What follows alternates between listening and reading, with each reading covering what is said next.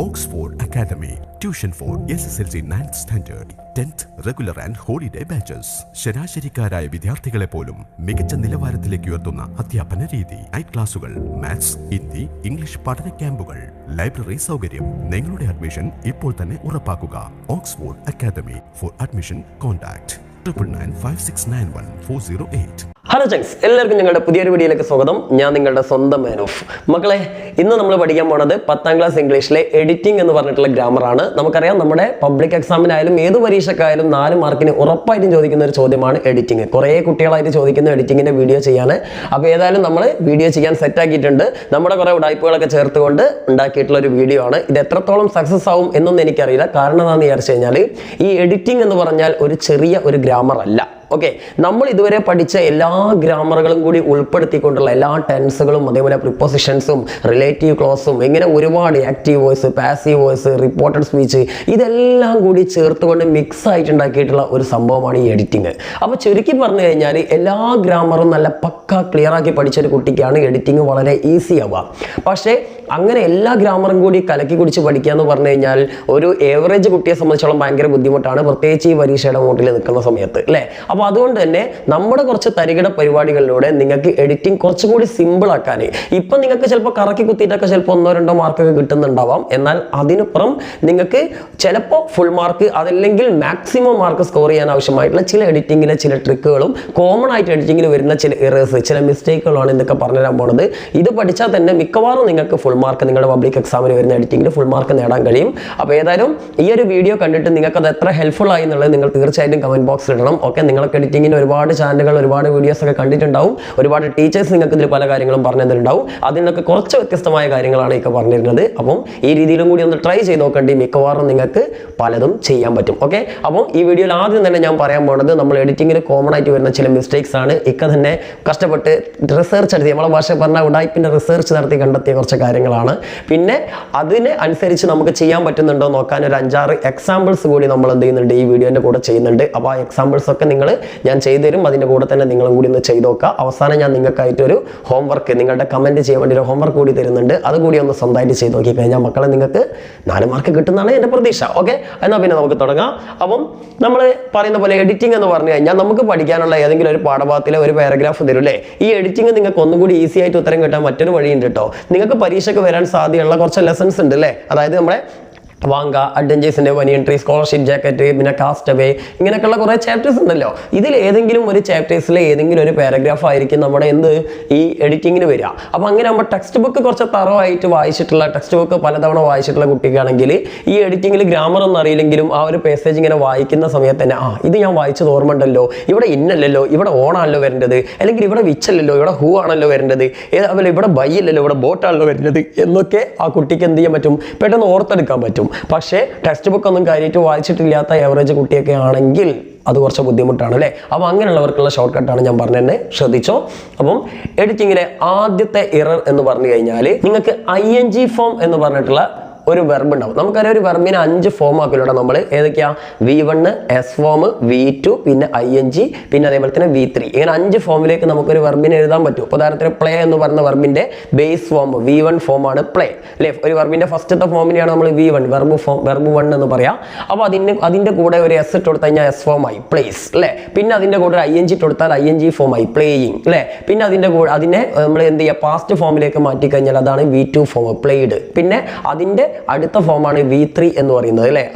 അതും പ്ലെയ്ഡ് തന്നെയാണ്. അതായത് നമ്മൾ നേരത്തെ പറഞ്ഞിരുന്നു, ഈ റിപ്പോർട്ട് സ്പീച്ച് ഒക്കെ എടുക്കുന്ന സമയത്ത് ഞാൻ പറഞ്ഞിരുന്നു നിങ്ങളോട്, ഈ EDയിൽ അവസാനിക്കുന്ന എല്ലാ വെർബിന്റെയും B2 ED ആണെങ്കിൽ അതിന്റെ V3 ED ആയിരിക്കും. ഉദാഹരണത്തിന് പ്ലെയ്ഡ്, കുക്ക്ഡ്, വർക്ക്ഡ്, ജംപ്ഡ്, അല്ലേ? ഇങ്ങനെ EDയിൽ അവസാനിക്കുന്ന അതിന് റെഗുലർ വെർബാണ് വരിക എന്നാണ് പറയാന്നൊക്കെ ഞാൻ പറഞ്ഞു തന്നിട്ടുണ്ട്. എന്തായാലും മക്കളെ, വെർബിന്റെ ഒരു ഫോം ആണല്ലോ ING ഫോം. അപ്പോൾ നിങ്ങൾ നിങ്ങളുടെ ക്വസ്റ്റ്യൻ പേപ്പറിലെ പാസേജിൽ നിങ്ങൾ ശ്രദ്ധിക്കേണ്ട കാര്യം എന്താണെന്ന് വിചാരിച്ചാൽ, ഞാനിപ്പോൾ ഇവിടെ വന്നിട്ടുള്ള ചില സൂചനകളുണ്ട്. ഈ സൂചനകളൊക്കെ നിങ്ങളുടെ സെന്റൻസിൽ ഏതെങ്കിലും ഒരു സൂചന തന്നിട്ടുണ്ടെങ്കിൽ നിങ്ങൾ മനസ്സിലാക്കേണ്ടത് അതിലുള്ള വെർബ് ING ഫോമാനുള്ള സാധ്യത കൂടുതലാണ്. അതെന്തൊക്കെയാ സൂചന എന്നറിയോ? അതൊരു സാധാരണ സബ്ജക്റ്റ് വെർബ് എന്നുള്ള പാറ്റേണിലുള്ള ഒരു സാധാരണ സെന്റൻസ് ആണെങ്കിൽ നിങ്ങൾ ശ്രദ്ധിക്കേണ്ടത് ഈസ്, ആം, ആർ, അതേപോലെ വാസ്, വേർ. ഞാൻ ഇവിടെ എഴുതാൻ വിട്ടുപോയിട്ടുണ്ട്. Is, am, are, was, were കേട്ടോ. വാസ്, വേർ, ഈ 5 ഹെൽപ്പിംഗ് വെർബിൽ ഏതെങ്കിലും ഒന്നൊരു സെന്റൻസിൽ ഉണ്ടെങ്കിൽ അതൊരു സാധാരണ സെന്റൻസ് സെന്റൻസ് ആണെങ്കിൽ അതിലെ വെർബ് ing ഫോം ആയിരിക്കണം. ഇപ്പോൾ ഉദാഹരണത്തിന് പറയുകയാണെങ്കിൽ I am going to school എന്നല്ലേ പറയാ, അല്ലാതെ I am went to school എന്ന് പറയോ? പറയില്ല. കാരണം am വന്നാൽ ing ഫോം ആണ് വരേണ്ടത്. ഇനി she was reading a book എന്നാണ് പറയേണ്ടത്, അല്ലാതെ she was reads a book എന്നോ she was read a book എന്നൊന്നും നമ്മൾ പറയൂല അല്ലേ. ഇനി അതേപോലെ തന്നെ ദേ വെർ പ്ലേയിങ് ഫുട്ബോൾ എന്നാണ് പറയാ, അല്ലാതെ ദേ വെർ പ്ലേഡ് ഫുട്ബോൾ എന്ന് നമ്മൾ പറയാറില്ല അല്ലേ. ഇനി വാട്ട് ആർ യു ഡൂയിങ് എന്നാണ് ചോദിക്കുക, അല്ലാതെ വാട്ട് ആർ യു ഡു അല്ലെങ്കിൽ വാട്ട് ആർ യു ഡിഡ് എന്ന് നമ്മൾ ചോദിക്കില്ല അല്ലേ. അപ്പോൾ is, am, are, was, were എന്നീ ഹെൽപ്പിംഗ് വെർബുകൾ വന്നാൽ അതിലെ മെയിൻ വെർബ് എപ്പോഴും ing ഫോമിലായിരിക്കും. ഇതാണ് നിങ്ങൾ പഠിക്കേണ്ട ആദ്യത്തെ കണ്ടീഷൻ. ക്ലിയർ ആയ മക്കളെ? ഓക്കെ. ഇനി അടുത്ത കണ്ടീഷൻ എന്ന് പറഞ്ഞാൽ നിങ്ങൾക്ക് വന്നിട്ടുള്ള സെന്റൻസിൽ വൈൽ എന്നോ അല്ലെങ്കിൽ ഫോർ എന്നോ ഉള്ള വാക്കുകൾ ഉണ്ടോ നോക്കുക. അപ്പോൾ ആ വാക്കുകൾ കഴിഞ്ഞാൽ അടുത്തതൊരു വെർബാണ് വരുന്നതെങ്കിൽ അത് ing ഫോമിലായിരിക്കും. ഉദാഹരണത്തിന് പറയുകയാണെങ്കിൽ while reading a book, okay, while raining അല്ലെങ്കിൽ വൈൽ സ്ലീപ്പിംഗ്. അങ്ങനെ വൈൽ എന്ന വാക്കിന് ശേഷം ഒരു വെർബ് വരികയാണെങ്കിൽ അത് ing ഫോമിലേ വരുള്ളൂ. അതൊന്ന് ഓർത്ത് വെക്കുക. അതേപോലെ തന്നെയാണ് for, I am going for preparing an exam അല്ലേ, അതായത് for preparing, for writing, for playing. അപ്പോൾ വൈല്, ഫോർ ഈ രണ്ട് വാക്കുകൾക്കും ശേഷം ഒരു വെർബ് വരികയാണെങ്കിൽ അതും ing ഫോമാണ് വരാനുള്ള സാധ്യത കൂടുതൽ. അപ്പോൾ അതൊന്ന് ഓർത്ത് വെക്കുക. ഇനി മൂന്നാമത്തെ ഒരു സാധനം ഇവിടെ കണ്ടോ, ജറണ്ട്. ഇതെന്താ സാധനം എന്നല്ലേ മക്കളുടെ വിചാരം? ഇത് കേട്ടിട്ട് മക്കൾ ഞെട്ടൊന്നും വേണ്ട. ഈ ജറണ്ട് എന്ന് പറഞ്ഞു കഴിഞ്ഞാൽ ചില വെർബുകളെ നമുക്ക് നൗൺ ആയിട്ടും ഉപയോഗിക്കാം. പ്രത്യേകിച്ച് ing ഫോമിലുള്ള വെർബുകളെ നമ്മൾ ചില കണ്ടീഷനിൽ നൗണുകളായിട്ട് ഉപയോഗിക്കും. നൗൺ എന്ന് പറഞ്ഞാൽ പേരുകളല്ലേ. ഉദാഹരണമായിട്ട് പറയുകയാണെങ്കിൽ പ്ലേ എന്ന് പറഞ്ഞാൽ കളിക്കുക എന്നല്ലേ അർത്ഥം. അപ്പം ഞാനൊരു എക്സാമ്പിൾ പറയുകയാണെങ്കിൽ പ്ലേയിങ് ഈസ് മൈ ഹാബിറ്റ്, കളിയാണ് എൻ്റെ ശീലം. ചിരിക്കേണ്ട കേട്ടോ. എന്താണ്? കളിയാണ് എൻ്റെ ശീലം. അപ്പം ഇവിടെ ഞാൻ എന്താ ഉപയോഗിച്ചത്? പ്ലേയിങ് എന്ന വാക്കിനെ ഞാൻ കളി നൗണായിട്ടല്ലേ ഉപയോഗിച്ചത്. ഇനി അതെല്ലാം നിങ്ങൾക്ക് ഇഷ്ടമല്ലാത്തൊരു കാര്യം പറയാം. റീഡ് എന്ന് പറഞ്ഞാൽ വായിക്കലല്ലേ മക്കളെ. റീഡിങ് ഈസ് മൈ ഹാബിറ്റ്, വായനയാണ് എൻ്റെ ശീലം. നിങ്ങൾക്ക് ഇല്ലാത്ത ശീലമാണെന്ന് എനിക്കറിയാം അല്ലേ. ഇനി അതല്ലെങ്കിൽ eating is my habit, eating തീറ്റയാണ് എൻ്റെ ശീലം. ഇനി അതെല്ലാം വേറെ രീതിയിൽ പറയാം. ഐ ലൈക്ക് ഈറ്റിംഗ് മാംഗോസ്, എനിക്ക് മാങ്ങ തീറ്റ ഇഷ്ടമാണ്.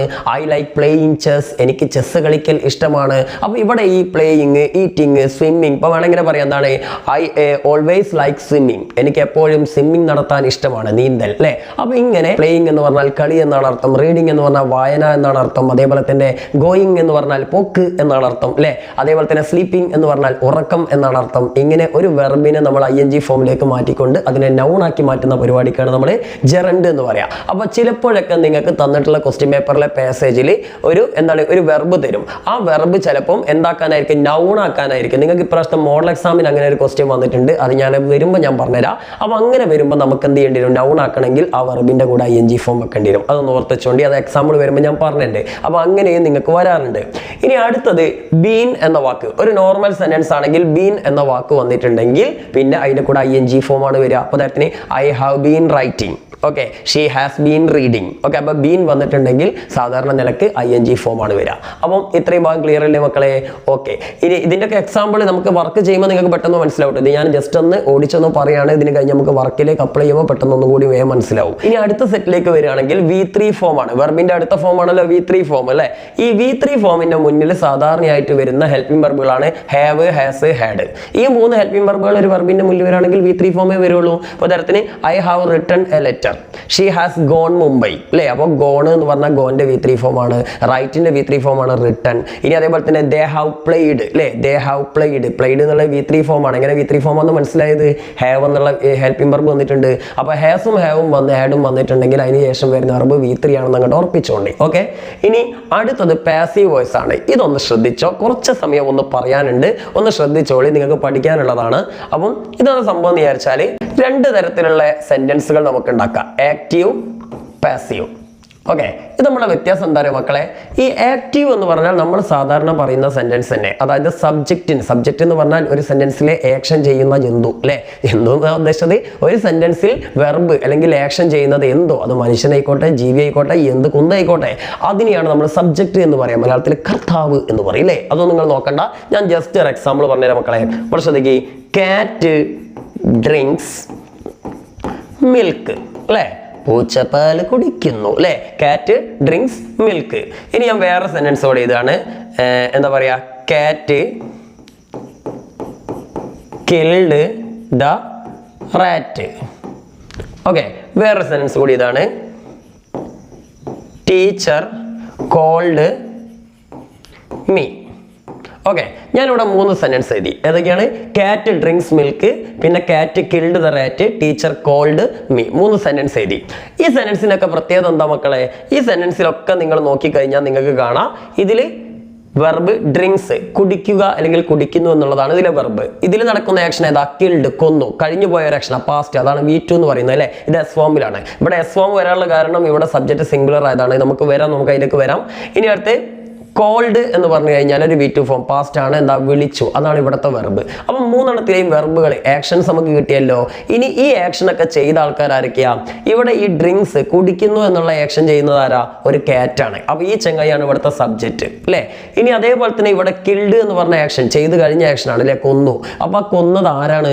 ഒരു കാറ്റ് തന്നെയാണ്. അപ്പൊ ഈ കാറ്റാണ് ഇവിടുത്തെ സബ്ജക്റ്റ്.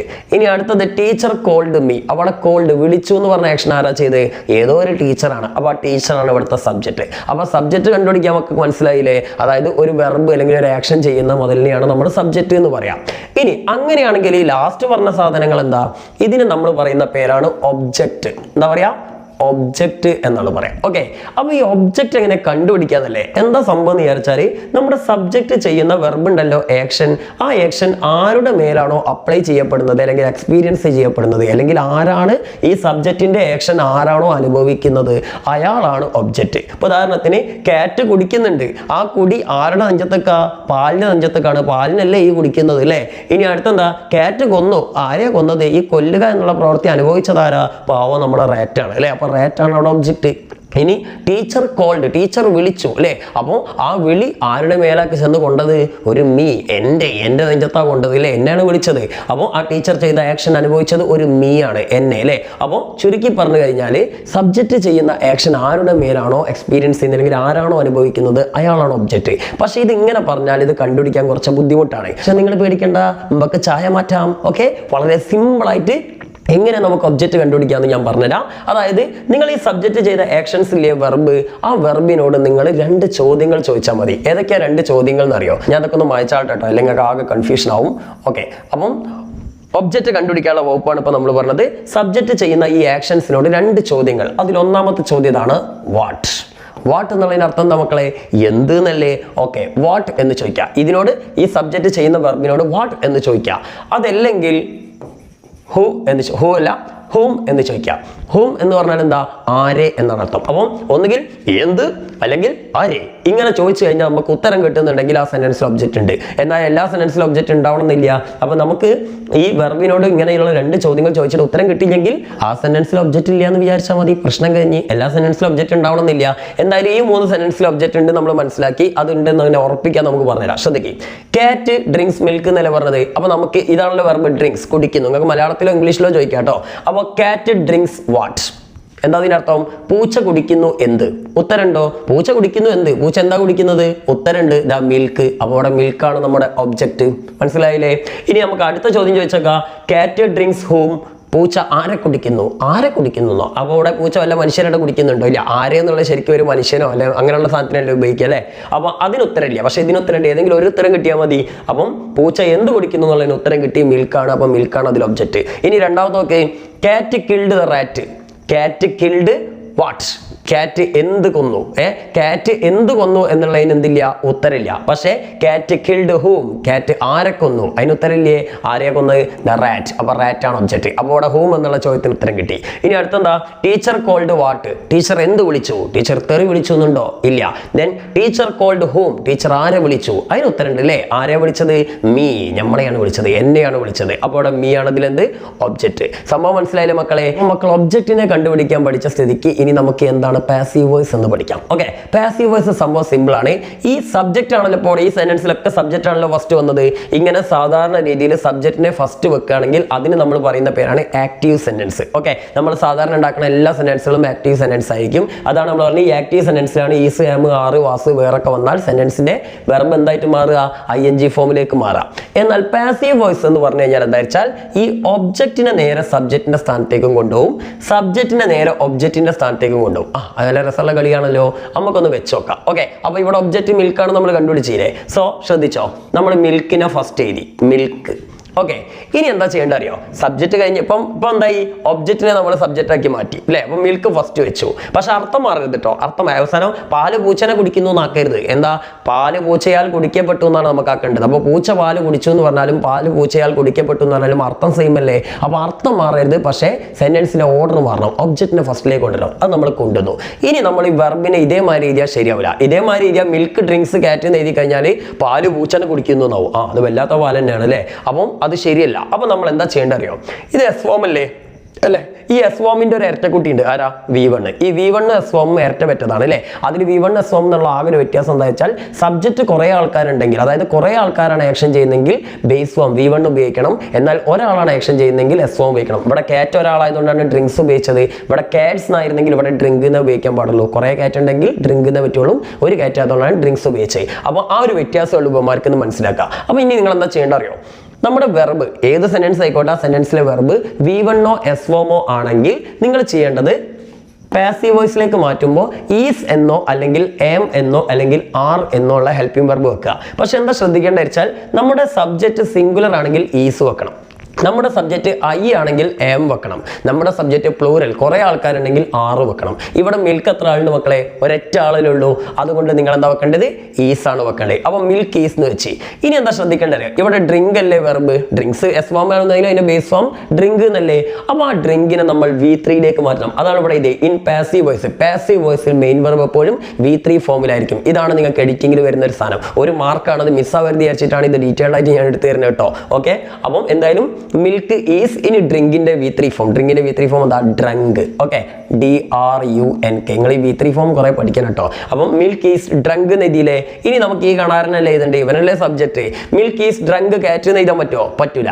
ഇനി നമ്മൾ ഈ സബ്ജക്റ്റിനെ ഏജന്റ് ആക്കി മാറ്റുക എന്ന് പറയും. ഓക്കെ, സബ്ജക്റ്റിന് അവസാനത്തേക്ക് കൊണ്ടുപോകുമ്പോൾ സബ്ജക്റ്റ് ഏജന്റ് ആയിട്ട് മാറും. ആ ആക്ഷൻ ചെയ്ത ഏജന്റ്. അപ്പൊ ആ ഏജന്റിന്റെ മുന്നിൽ നിങ്ങൾ വെക്കേണ്ട പ്രിപ്പോസിഷൻ ആണ് ബൈ. അപ്പം മിൽക്ക് ഈസ് ഡ്രങ്ക് ബൈ കാറ്റ്. ഇതാണ് നമ്മുടെ ഉത്തരം. ഓക്കെ, എന്നിട്ട് ഫുൾ സ്റ്റോപ്പ് ഇടാം. ഇപ്പൊ എന്തായി? പൂച്ചയാൽ. ഈ ബൈന്റെ അർത്ഥം ആൽ എന്നാണ്. ഇവിടെ ബനിയൻ ട്രീന്റെ ആൽമരം എന്നല്ല, ആൽ. അപ്പൊ പൂച്ചയാൽ പാല് കുടിക്കപ്പെട്ടു. ഇതാണ് ഇതിന്റെ ഉത്തരം. മനസ്സിലായില്ലേ? ഇനി അടുത്ത് നോക്കാം. എന്താ? ഇവിടെ കാറ്റ് കിൽഡ് ദ റാറ്റ്. നമുക്ക് ഒബ്ജക്റ്റ് കിട്ടി. ഏതാണ്? ദ റാറ്റ് അല്ലേ. അപ്പൊ നമ്മൾ എഴുതി എന്താ? The rat. Okay, the rat എന്ന് എഴുതി. ഇനി നമുക്ക് ഇവിടെ കിൽഡ് അല്ലേ. ഇത് V2 ഫോം ആണ്. V1 എസ് ഫോമോ ആയപ്പോൾ നമ്മൾ പറഞ്ഞു ഈസോ എമോ ആറോ ഉപയോഗിക്കണമെന്ന്. V2 ഫോം ആണെങ്കിൽ അപ്പൊ നേരെ ഈസിന്റെ എമിന്റെ ആറിനെയും പാസ്റ്റ് ടെൻസുകളല്ലേ ഉപയോഗിക്കേണ്ടത്. ഏതാ മക്കളെ? ഈസിന്റെ എമിന്റെ ആറിനെയും പാസ്റ്റ് ടെൻസ്. വാസും വേറും അല്ലേ. അപ്പൊ നമ്മൾ ഇവിടെ വാസ് അല്ലെങ്കിൽ വേറെ ഉപയോഗിക്കണം. ഇവിടെ സബ്ജക്റ്റ് ദ റാറ്റ് അല്ലേ. ദ റാറ്റ് എന്ന് പറഞ്ഞാൽ എത്ര ആൾക്കാരുണ്ട്? ഒരൊറ്റ ആളുകളുള്ള ഒരു എലിയാണ് അല്ലേ. പൂച്ച ഒരു എലിനെ കൊന്നിട്ടുള്ളൂ. ദ റാറ്റ്സ് ആയിരുന്നെങ്കിൽ നമുക്ക് വേറെ വെക്കായിരുന്നു. പക്ഷെ ദ റാറ്റ് ആയതുകൊണ്ട് നമ്മൾ ഇവിടെ വെക്കേണ്ടത് വാസ് ആണ്. ഒരാളല്ലേ ഉള്ളൂ. അപ്പോൾ ദ റാറ്റ് വാസ്. ഇനി നമുക്ക് കിൽഡ് എന്നല്ല ഇവിടെ ഉള്ളത്. ഇത് V2 ഫോം ആണ്. ഇതിനെന്ത് വെക്കണം? V3 ഫോമിലേക്ക് മാറ്റണം. പാസീവ് വോയിസിൽ V3 ഉപയോഗിക്കാൻ പറ്റുള്ളൂ. അപ്പോൾ കിൽഡിന്റെ V3 എപ്പോഴും കിൽഡ് തന്നെയാണ്. നമ്മൾ പറഞ്ഞു ED അവസാനിക്കുന്ന എല്ലാത്തിന്റെയും V2 V3 ED എന്നായിരിക്കും അല്ലേ. അപ്പൊ എന്താ? The rat was killed. ഇനി നമ്മുടെ ഏജന്റ് കാറ്റ് അല്ലേ. എന്താ ഏജന്റിന് എങ്ങനെ എഴുതേണ്ടത്? ബൈ വെക്കണം. ബൈ കാറ്റ്. മനസ്സിലായില്ലേ? അപ്പൊ പൂച്ചയാൽ എന്ത് ചെയ്തു? എലി കൊല്ലപ്പെട്ടു. പൂച്ചയാൽ എലി കൊല്ലപ്പെട്ടു എന്ന് പറഞ്ഞാലും എലി പൂച്ചയെ കൊന്നു, പൂച്ച എലിയെ കൊന്നു എന്ന് പറഞ്ഞാലും സെയിം മീനിങ് അല്ലേ മക്കളെ. ഓക്കെ, ഇനി നമുക്ക് അടുത്ത ടീച്ചർ കോൾഡ് മീ. ഇപ്പൊ തന്നെ നിങ്ങൾക്ക് ഉത്തരം കിട്ടിയിട്ടുണ്ടാവും. ഞാൻ ഇതൊന്നും വായിച്ചിട്ടൊന്ന് വൃത്തിയിൽ എഴുതി തരാം. നിങ്ങൾ ഇപ്പം തന്നെ ഒന്ന് ഉത്തരം കണ്ടുപിടിച്ച് നോക്ക്. ഓക്കെ, ടീച്ചർ കോൾഡ് മീ എന്നല്ലേ മക്കളെ. അപ്പൊ നമുക്കറിയാം ഇതിലെ സബ്ജക്റ്റ് മീ ആണ് അല്ലേ. അതായത് സബ്ജക്റ്റ് അല്ല, ഒബ്ജക്റ്റ് മീ ആണ്. ആ മീനെ നമ്മൾ ഇപ്പുറത്ത് കൊണ്ടുവരുമ്പോൾ മീ എന്നാവോ? ടീച്ചർ എന്നെ വിളിച്ചു. അപ്പൊ എന്നെ എന്നല്ല വരുന്ന ടീച്ചറാൽ ഞാൻ വിളിക്കപ്പെട്ടു എന്നല്ലേ പറയേണ്ടത്. അപ്പൊ മീ ഞാനായിട്ട് മാറും. ഞാൻ എന്നുള്ളത് എന്താ പറയാ? ഐ അല്ലെ. സബ്ജക്റ്റ് മീ എന്നുള്ളത് ഒബ്ജക്റ്റ് ആയപ്പോഴാണ് അതിനെ സബ്ജക്റ്റ് ആക്കുമ്പോൾ ഐ ആയിട്ട് മാറും. അപ്പൊ ഐ. ഇനി നമുക്കറിയാം ഇവിടെ V2 ഫോം ആണ്. V2 ഫോം ആണെങ്കിൽ വാസോ അല്ലെങ്കിൽ വേറോ അല്ലേ വെക്കേണ്ടത്. അപ്പൊ ഇവിടെ ഐ ഒരാളേ ഉള്ളൂ. അപ്പൊ ഏതാ വെക്കേണ്ടത്? വാസ്. ഐ വാസ് എന്താ? കോൾഡിന്റെ V3യും കോൾഡ് തന്നെയാണല്ലോ. അപ്പൊ എന്താ? I was called by teacher. ടീച്ചറാണല്ലോ അവിടെ ഏജന്റ്. ഓക്കെ, അപ്പൊ ഇത് എന്തൊക്കെ നിങ്ങൾ മനസ്സിലായത്? പാസീവ് വോയിസിൽ ഈസ് ആം ആറ് വാസ് വേറെ പോലുള്ള ഹെൽപ്പിംഗ് വെർബുകൾ വരും. അതിനുശേഷം V3 ഫോമുള്ള വെർബേ വരുള്ളൂ. പാസീവ് വോയിസ് കണ്ടാൽ എങ്ങനെ കണ്ടുപിടിക്കുക? പെട്ടെന്ന് മനസ്സിലാവുക. അതിൽ ബൈ എന്ന പ്രിപ്പോസിഷൻ ഉണ്ടാവും. അതിനുശേഷമാണ് സബ്ജക്റ്റ് വരിക. അപ്പോൾ ഇത്രയും കാര്യങ്ങളാണ് നിങ്ങൾ ബേസിക്കലി മനസ്സിലാക്കേണ്ടത്. പാസീവ് വോയിസിൽ V3 ഫോമുള്ള വെർബും വരും, അതേപോലെ തന്നെ ബൈ എന്ന പ്രിപ്പോസിഷനും വരും. ഇത്രയും പഠിച്ചു വെക്കുക. ഇതിൽ ഏതെങ്കിലും ഒന്നും നിങ്ങൾക്ക് എഡിറ്റിംഗിൽ വരും. ഓക്കെ, നമുക്ക് വരുന്ന വർക്കൊക്കെ ഉണ്ട്. അപ്പോൾ നിങ്ങൾക്ക് പെട്ടെന്ന് മനസ്സിലാവും. ഇനി പാസീവ് വോയിസ് എന്ന് പറഞ്ഞ സാധനം നിങ്ങൾ അപ്രീസിയേഷനിൽ ഉപയോഗിക്കുന്നുണ്ട്. അത് നിങ്ങൾ അറിയോ? സംഭവം എന്ന് വെച്ചാൽ അപ്രീസിയേഷനിൽ നിങ്ങൾ ഫസ്റ്റ് തന്നെ എഴുതുന്ന സെന്റൻസ് എങ്ങനെയാ മക്കളെ? നിങ്ങൾ ഉദാഹരണത്തിന് lines Written in Early spring എന്ന കവിതയുടെ അപ്രീസിയേഷൻ നിങ്ങളോട് എഴുതാൻ പറഞ്ഞാൽ നിങ്ങൾ ഇങ്ങനെ എഴുതുക. അതായത് William Wordsworth, the popular poet William Wordsworth wrote Lines Written in Early Spring എന്നാണോ നിങ്ങൾ എഴുതല്? അല്ലല്ലോ. നിങ്ങൾ എന്ത് ചെയ്യും? ആ ഒബ്ജക്റ്റിനെ ഫസ്റ്റിലേക്ക് കൊണ്ടുവരും. എങ്ങനെ? Lines Written in Early Spring is written by William Wordsworth. അങ്ങനെയല്ലേ എഴുതല്? അപ്പം വില്യം വേർഡ്സ്വർത്തിനാൽ എഴുതപ്പെട്ട കവിതയാണ് Lines Written in Early Spring. അപ്പൊ സബ്ജക്റ്റ് ആയ വില്യം വേർഡ്സ്വർത്തിനെ നമ്മൾ എന്താക്കി? ഏജന്റ് ആക്കി. അപ്പൊ അതിന്റെ മുന്നിൽ ബൈ വെച്ചു അല്ലെ? അപ്പം പാസീവ് വോയിസ് നമ്മൾ ഉപയോഗിക്കുന്ന ഒരു സ്ഥലം അപ്രീസിയേഷൻ ആണെന്നൊക്കെ മനസ്സിലാക്കുക. അപ്രീസിയേഷന്റെ തുടക്കത്തിലൊക്കെ നമ്മൾ അതാ ഉപയോഗിക്കരുത്. അതൊക്കെ ഒന്ന് ഓർത്ത് വെക്കുക കേട്ടോ. ചിലപ്പോൾ ഇതൊക്കെ വെച്ചിട്ടായിരിക്കും നിങ്ങൾക്ക് എഡിറ്റിംഗ് ഒക്കെ ചോദിക്കാം. അടുത്ത് നിങ്ങൾ മനസ്സിലാക്കേണ്ട V1 ഫോം ആണ്. V1 ഫോം എന്ന് പറഞ്ഞു കഴിഞ്ഞാൽ നിങ്ങൾ ഇവിടെ പറയുന്ന കാണുന്ന ചില എന്തുണ്ട്? ഹെൽപ്പിംഗ് വെർബ് ഉണ്ട്. ഏതൊക്കെയാ? ഡൂന് ശേഷം വരുന്ന എല്ലാ ഹെൽപ്പിംഗ് വെർബും do, does, did, will, shall, can, could, should, would, അതേപോലെ തന്നെ may, might, must, need, dare, ought, use to, ഇങ്ങനെയുള്ള ഹെൽപ്പിംഗ് വെർബുകൾ ഉണ്ടല്ലോ. ആ ഹെൽപ്പിംഗ് വെർബ് ഒക്കെ വന്നാൽ ഒരു സെന്റൻസിൽ ഉണ്ടെങ്കിൽ അവിടെ വരുന്ന വെർബ് മെയിൻ വെർബ് എന്തായിരിക്കും? V1 ഫോം ആയിരിക്കും. ഉദാഹരണത്തിന് I will go to school എന്നാ പറയുക, അല്ലാതെ I will went to school എന്ന് പറയില്ല. ഷീ വുഡ് ലൈക്ക് എന്നാ പറയാ, ഷീ വുഡ് ലൈക്ക്ഡ് എന്ന് പറയില്ല, അല്ലെങ്കിൽ ഷീ വുഡ് ലൈക്കിംഗ് എന്ന് പറയില്ല. അതേപോലെ തന്നെ മേ ഐ ഗോ എന്നാണ് പറയാ, മേ ഐ വെന്റ് എന്ന് പറയില്ല അല്ലെ? അതേപോലെ തന്നെ എന്താ? ക്യാൻ ഐ സിംഗ് എന്നാണ് പറയുക, അല്ലാതെ ക്യാൻ ഐ സോങ് എന്ന് പറയില്ല അല്ലെ? ഇനി അങ്ങനെ എന്തും ഒക്കെ ഇറ്റ് മേ റെയിൻ എന്നാ പറയുക, ഇറ്റ് മേ റെയിനിങ് എന്ന് പറയില്ല അല്ലെ? അതേപോലെ തന്നെ ഐ ഷാൾ കം എന്നാ പറയാ, ഐ ഷാൾ കമ്മിങ് എന്ന് പറയില്ല. അപ്പം ചുരുക്കി പറഞ്ഞു കഴിഞ്ഞാൽ ഇതിൽ ഏത് വെർബ് വന്നാലും, അതേപോലെ തന്നെ ഐ ഡോണ്ട് ലൈക്ക് എന്നാ പറയാ, ഐ ഡോണ്ട് ലൈക്ക്ഡ് എന്ന് പറയില്ല. വേർ ഡിഡ് യു ഗോ എന്നാ പറയാ, വേർ ഡിഡ് യു വെന്റ് എന്ന് പറയില്ല. അപ്പോൾ ഈ ഡു, ഡസ്, ഡിഡ് ഇങ്ങനെ ഏത് വെർബ് ഏത് ഹെൽപ്പിംഗ് വെർബ് ഒരു സെന്റൻസിൽ ഉണ്ടെങ്കിലും ഓർത്ത് വെച്ചോ. അതിനുശേഷം വരുന്ന വെർബ് എന്തായിരിക്കും? V1 ഫോം ആയിരിക്കും. ചിലപ്പോൾ നിങ്ങൾക്ക് ചോദിക്കാം വൈ ഡോണ്ട് യു കോൾഡ് എന്ന് പറയും, why don't you called him. അപ്പൊ എന്തുകൊണ്ട് അവനെ വിളിച്ചില്ല? അപ്പൊ നിങ്ങൾ ശ്രദ്ധിക്കണം, ഡോണ്ട്, ഡു വന്നിട്ടുണ്ട്, ഡു വന്നിട്ടുണ്ടെങ്കിൽ V1 ആവില്ല. അപ്പൊ വൈ ഡോണ്ട് യു കോൾഡ് അല്ല, Y don't you call. Okay, അപ്പോൾ ഇങ്ങനെ നിങ്ങൾ മനസ്സിലാക്കണം. ഓക്കെ, ഇനി അടുത്തത് ടു എന്ന് പറഞ്ഞിട്ടുള്ള ഒരു ഇൻഫിനിറ്റ്, ടു എന്ന് പറഞ്ഞ ഒരു പ്രിപ്പോസിഷനിൽ ഇൻഫിനിറ്റ് വന്നിട്ടുണ്ടെങ്കിൽ അതിനുശേഷം വരുന്ന വെർബ് V1 ഫോം ആയിരിക്കും. ഓക്കെ, ഇപ്പോൾ ഉദാഹരണത്തിന് പറയണേ I want to become a doctor എന്നാണ് പറയുക, അല്ലാതെ I want to became a doctor എന്ന് പറയില്ല. ഇനി I am going to sleep എന്നാണ് പറയുക, അല്ലാതെ I am going to sleeping എന്ന് പറയില്ല. ഇനി എന്നാ she is ready to win എന്നാണ് പറയുക, അല്ലെങ്കിൽ she is ready to won എന്ന് പറയില്ല. അപ്പോൾ ടു വന്നു കഴിഞ്ഞാൽ V1 ഫോമേ വരുള്ളൂ. അതും എപ്പോഴും ഓർത്തൊക്കെ പലപ്പോഴായിട്ട് എഡിറ്റിംഗിൽ ചോദിക്കുന്ന ഒരു ചോദ്യമാണ്. ടുവിന് ശേഷം ചിലപ്പോൾ ING ഫോമിലോ പാസ്റ്റ് ടെൻസിലോ ഉള്ള ഒരു വെർബ് തരും. അപ്പം മനസ്സിലാക്കുക, അതിനെ V1 ആക്കാനാണ് നിങ്ങളോട് പറഞ്ഞിരിക്കുന്നത്. ഓക്കെ, ഇനി അടുത്ത മിസ്റ്റേക്ക് എന്ന് പറഞ്ഞാൽ V2 ആണ് കേട്ടോ. V2 ഫോം എന്ന് പറഞ്ഞാൽ പാസ്റ്റ് ടെൻസ് ആണല്ലോ. അപ്പോൾ കഴിഞ്ഞു പോയ ഏത് ആക്ഷൻ കാണിക്കുന്ന ഒരു പാരഗ്രാഫ് വന്നാലും അവിടെ V2 ഫോം ആയിരിക്കുന്നത് നിങ്ങളാണ്ട് ബേസിക്കലി മനസ്സിലാക്കി വെച്ചാൽ മതി. അപ്പോൾ യെസ്റ്റർഡേ, ലാസ്റ്റ്, എഗോ തുടങ്ങിയിട്ടുള്ള വാക്കുകൾ, ഇന്നലെ, കഴിഞ്ഞത്, ഇപ്പോൾ last day, last night, last Monday, last Sunday, last year, അതേപോലെ തന്നെ യെസ്റ്റർഡേ, ഇങ്ങനെയൊക്കെയുള്ള വാക്കുകളൊക്കെ നിങ്ങൾ എവിടെയെങ്കിലും കണ്ടിട്ടുണ്ടെങ്കിൽ ഉറപ്പിച്ചോ ആ സെന്റൻസിലെ വെർബ് V2 ഫോം ആയിരിക്കണം. ഓക്കെ, അതാണ് നിങ്ങൾക്കുള്ള കോഡ്. ഇനി അടുത്തത് നമ്മളിപ്പോൾ പറഞ്ഞ എസ് ഫോമും V1 ഫോമിന്റെയും മറ്റൊരു കാര്യമാണ്. പ്രസന്റ് ടെൻസിൽ ഒരു സബ്ജക്ട് സിംഗിൾ ആണെങ്കിൽ എസ് ഫോം ഉപയോഗിക്കണം, സബ്ജക്ട് പ്ലൂറൽ ആണെങ്കിൽ V1 ഉപയോഗിക്കണം. ഇപ്പോൾ നമ്മൾ കാറ്റ് ഡ്രിങ്ക്സ്, കാറ്റ്സ് ഡ്രിങ്ക് എന്ന് പറഞ്ഞല്ലോ. വേറൊരു എക്സാമ്പിൾ കൂടി പറഞ്ഞുതരാം. കൗ ഈറ്റ്സ് ഗ്രാസ്. ഓക്കെ, പശു പുല്ല് തിന്നുന്നു. ഇനി ഇവിടെ കൗന് പകരം ഞാൻ കൗസ് എന്നാക്കി. അതായത് ഇവിടെ ഒരു പശുവുള്ളൂ, ഇവിടെ കുറേ പശുക്കളുണ്ട്. അപ്പോൾ ഇവിടെ ഈറ്റ്സ് ഉള്ള എന്താവും? ഈറ്റ് ആവും. Eat grass. ഓക്കെ, ഇനി വേറൊരു എക്സാമ്പിൾ പറയുകയാണെങ്കിൽ child place football. Okay, child place football എന്ന് പറഞ്ഞു കഴിഞ്ഞാൽ കുട്ടി ഫുട്ബോൾ കളിക്കുന്നു എന്നാണ്. അപ്പോൾ ഇവിടെ കുട്ടി ഒരാളായതുകൊണ്ട് പ്ലേസ് എന്ന് ഉപയോഗിച്ചു. ഇനി കുട്ടിക്ക് വരാൻ കുട്ടികൾ എന്നാണെന്ന് വിചാരിച്ചോ, ചിൽഡ്രൻ. ഓക്കെ, ചിൽഡ്രൻ എന്ന കുട്ടികളായില്ലേ, ചിൽഡ്രൻ പ്ലേ ഫുട്ബോൾ. ഓക്കെ, അപ്പോൾ നിങ്ങൾ മനസ്സിലാക്കുക, സബ്ജക്ട് നിങ്ങൾ ബേസ് ഫോം എസ് ഫോം ഒന്നുണ്ടെങ്കിൽ നിങ്ങളുടെ മനസ്സിലേക്ക് പോകേണ്ടത് ആ പാരഗ്രാഫ് പ്രസന്റ് ടെൻസ് ആണെങ്കിൽ ഉറപ്പിച്ചോണ്ടി, സിംഗുലർ ആണെങ്കിൽ എസ് ഫോം വരണം, പ്ലൂറൽ ആണെങ്കിൽ ബേസ് ഫോം വരണം. ഇതെപ്പോഴും ഓർത്ത് വെച്ചേക്കണ്ടിട്ട്, അതായത് V1 ഫോം വരണം. ഇനി അടുത്ത് വളരെ സിമ്പിൾ ആണ്. One of, some of, none of, any of, all of തുടങ്ങിയിട്ടുള്ള കുറേ ഓഫായ സാധനങ്ങളുണ്ട്. ഈ സാധനങ്ങളൊക്കെ ഒരു സെന്റൻസിൽ വന്നിട്ടുണ്ടെങ്കിൽ അതിനുശേഷം വരുന്ന ഒരു നൗൺ ഉണ്ടാവും. ആ നൗണ് പ്ലൂറൽ ആയിരിക്കണം, അതായത് ബഹുവചനായിരിക്കണം. ഉദാഹരണത്തിന് വൺ ഓഫ് മൈ ക്ലാസ്മേറ്റ് എന്നാണോ പറയാ, വൺ ഓഫ് മൈ ക്ലാസ്മേറ്റ്സ് എന്നാണോ പറയാ, വൺ ഓഫ് മൈ ക്ലാസ്മേറ്റ്സ് എന്നാണ് പറയാ. ഈ വൺ ഓഫിന്റെ അർത്ഥം വരുന്ന കൂട്ടത്തിൽ ഒന്ന് എന്നാണ് അല്ലേ. അപ്പോൾ വൺ ഓഫ് മൈ ക്ലാസ്മേറ്റ്സ് എന്ന് പറഞ്ഞാൽ എനിക്ക് കുറെ ക്ലാസ്മേറ്റ്സ് ഉണ്ട്, അതിൽ ഒരാൾ അല്ലെ. വൺ ഓഫ് മൈ ക്ലാസ്മേറ്റ്സ് സ്കൂളിലേക്ക് പോയിക്കൊണ്ടിരിക്കുന്നു എന്ന് നമുക്ക് പറയണം. എന്റെ ക്ലാസ്മേറ്റ്സിൽ ഒരാൾ സ്കൂളിലേക്ക് പോയിക്കൊണ്ടിരിക്കുന്നു. അപ്പോൾ one of my classmates is എന്നാണോ ആർ എന്നാണോ പറയേണ്ടത്? ഇവിടെ വൺ ആണ്, ഒരാളേ ഉള്ളൂ അല്ലെ. ക്ലാസ്മേറ്റ്സ് കുറെ ഉണ്ട്, പക്ഷെ അതിൽ ഒരാളെ കുറിച്ചാണ് നമ്മൾ പറയുന്നത്. അപ്പോൾ ഇവിടെ ഉപയോഗിക്കേണ്ടത് എന്താ? Is. Okay, one of my classmates is going to school എന്നാണ് വരുന്നത്. ചിലപ്പോൾ നിങ്ങൾക്ക് ഇവിടെ മിസ്റ്റേക്ക് വരട്ടെ, ഇവിടെ ഇങ്ങനെയൊക്കെ തന്നുകൊണ്ട് മിസ്റ്റേക്ക് വരും. പക്ഷെ നിങ്ങൾക്ക് കൂടുതലും വരുന്ന മിസ്റ്റേക്ക് എന്തായിരിക്കും അറിയോ? വൺ ഓഫ് മൈ ക്ലാസ്മേറ്റ് എന്ന് തരും. ഓക്കെ, അപ്പോൾ നിങ്ങൾ മനസ്സിലാക്കുക, ഇവിടെ ഒരു എസ് ഇട്ട് കൊടുക്കുക.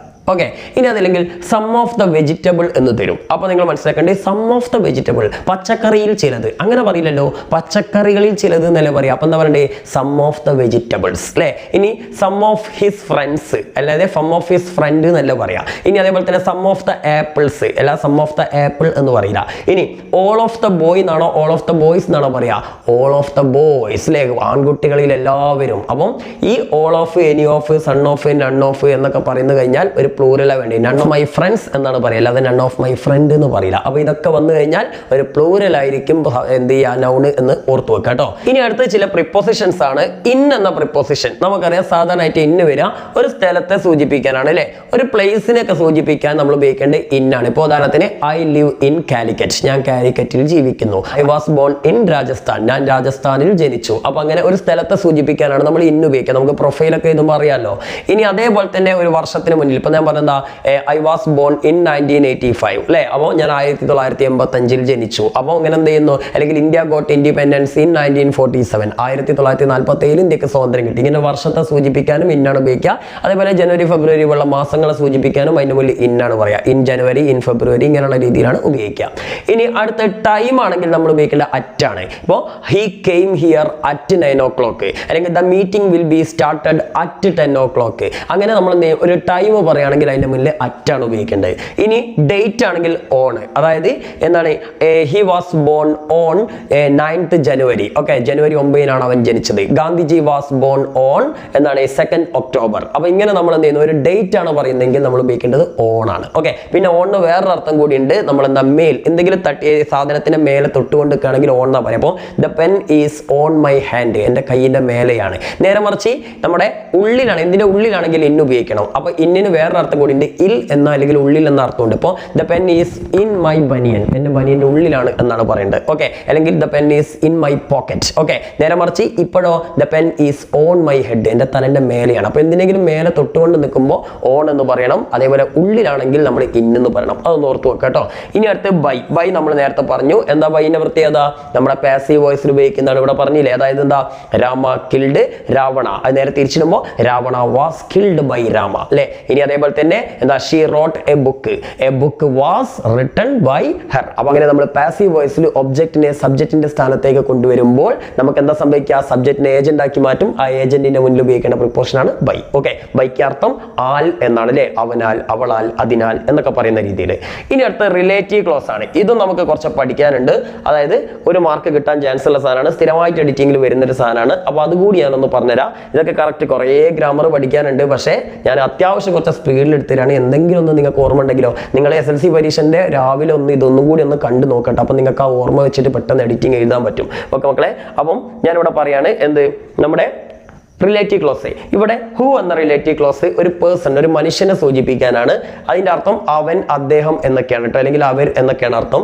ഇനി വിച്ച്, ദാറ്റ്, ഈ രണ്ടെണ്ണം ഏതെങ്കിലും വസ്തുക്കളെയോ അല്ലെങ്കിൽ മൃഗങ്ങളെയോ സൂചിപ്പിക്കാനാണ്. അത് എന്നാണ് അതിന്റെ അർത്ഥം വരിക. ഇതൊക്കെ ശരിക്കും ക്വസ്റ്റ്യൻസിൽ വരുമ്പോൾ ഹു എന്ന് പറഞ്ഞാൽ ആര് എന്നാണ്, വിച്ച് എന്ന് പറഞ്ഞാൽ ഏത് എന്നാണ്, അതേപോലെ വേർ എന്ന് പറഞ്ഞാൽ എവിടെയെന്നാണ്, വെൻ എന്ന് പറഞ്ഞാൽ എപ്പോൾ എന്നാണ്. പക്ഷേ റിലേറ്റീവ് പ്രോനൗൺ ആയിട്ട് നമ്മൾ ഉപയോഗിക്കുമ്പോൾ, ഇത് റിലേറ്റീവ് പ്രോനൗൺ എന്താണെന്നൊക്കെ ഞാൻ പറഞ്ഞുതരാം. ഉപയോഗിക്കുമ്പോൾ ഹൂവിന്റെ അർത്ഥം അവൻ അല്ലെങ്കിൽ അവർ അല്ലെങ്കിൽ അദ്ദേഹം എന്നൊക്കെയാണ് അർത്ഥം വരിക. വിച്ചിന്റെ അർത്ഥം ദാറ്റിന്റെ അർത്ഥമൊക്കെ അത് അല്ലെങ്കിൽ എന്താണ്, അത് എന്ന അർത്ഥം വരിക. അതായത് മൃഗങ്ങൾക്കൊക്കെയാണ് ഉപയോഗിക്കുക. പിന്നെ വേറിന്റെ അർത്ഥം അവിടെ എന്നാവും. അതേപോലെ തന്നെ വെന്നിന്റെ അർത്ഥം ആ സമയത്ത് അല്ലെങ്കിൽ അപ്പോൾ എന്നാവും. ഓക്കെ, ഒരു സമയത്തെ സൂചിപ്പിക്കാനാണ് വെൻ ഉപയോഗിക്കുക. അപ്പൊ ഞാനൊരു എക്സാമ്പിൾ, കുറച്ച് എക്സാമ്പിൾസ് പറഞ്ഞുതരാം. സെന്റൻസ് അവിടെ പറയാണ്, ഐ സോ എ മാൻ.